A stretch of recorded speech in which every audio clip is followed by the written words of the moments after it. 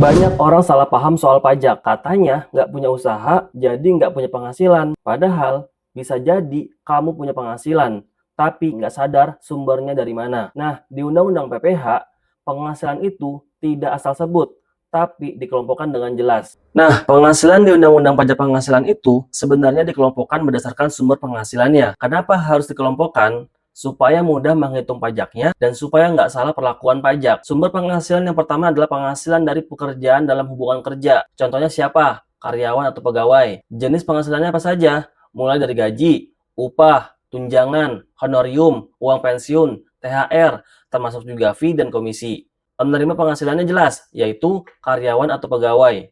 Kemudian ada juga penghasilan dari pekerjaan bebas atau profesi. Ini sering bikin bingung, karena orang merasa aku kan nggak kerja di kantor. Nah, pekerjaan bebas itu apa? Pekerjaan bebas adalah orang yang bekerja secara profesional, tidak terikat hubungan kerja, bahkan justru sering memberi pekerjaan ke orang lain. Contohnya siapa saja?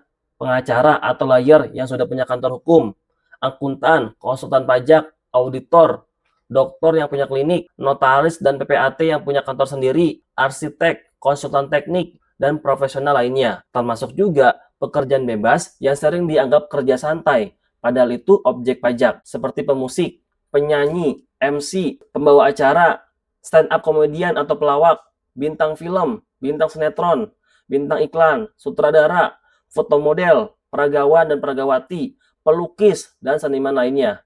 Bahkan olahragawan atau atlet juga termasuk pekerjaan bebas. Begitu juga pengajar, pelatih, penerjemah, penyuluh, dan moderator. Pemberi jasa dalam berbagai bidang juga masuk pekerjaan bebas, seperti jasa servis AC, agen iklan, pengawas proyek, dan pemberi jasa di hampir semua bidang. Selanjutnya ada sumber penghasilan dari usaha dan kegiatan. Jenis penghasilannya apa? Laba atau keuntungan usaha.